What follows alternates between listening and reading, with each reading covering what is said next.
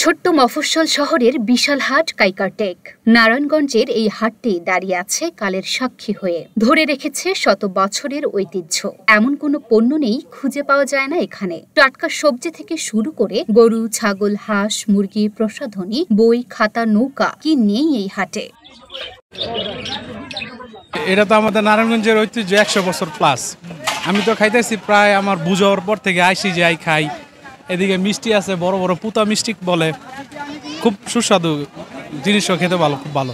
ঝাড়ু, পাকা, কুলা, চাঙ্গারি, ফলার ঝাড়ু, ফুলের ঝাড়ু, অনেক বেশ করি। রোববারের সকাল, পাখি ডাকা ভোরে আড়মোড়া ভাঙছে হাটটি। আদি ব্রহ্মপুত্র নদের তীরের কাইকারটেক গ্রাম। সপ্তাহের একটি মাত্র দিনে এই গ্রামে বসে কাইকারটেক হাট।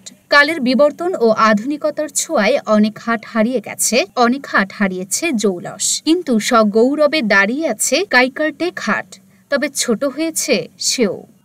আসসালামু আলাইকুম। তো এই হাটটা হলো ঐতিহ্যবাহী একটা হাট, প্রায় 200 বছরের পুরনো বা আরও বেশিও হইতে পারে। তো এই হাটে আমরা এটা খুব সুন্দরভাবে পরিচালনা করি, কারো কাছ থেকে আমরা কোনো বাড়তি পয়সাও নিই না, হাসিল সম্পূর্ণ রেট করা। তো সবাই সুস্থ সুন্দরভাবে এখানে হাটে আসে, পরিবেশও ভালো। তো আমাদের কিছু উন্নয়ন প্রকল্প দরকার, যেমন আমাদের এখানে ট্রলারগুলো ভিড়তে পারে না, আবার একটা ঘাট দরকার। তো ট্রলার যাতে ভালোভাবে ভিড়তে পারে সেজন্য খনন করা দরকার, খাল খনন করা দরকার। হাটের আরেকটি বিশেষ পণ্য হচ্ছে কোষা নৌকা। আষাঢ়, শ্রাবণ, ভাদ্র, আশ্বিন এই 4 মাসই হাটে নৌকার দেখা মেলে। কম দামে ভালো মানের কোষা নৌকা বিক্রির জন্য প্রসিদ্ধ কাইকারটেক হাট।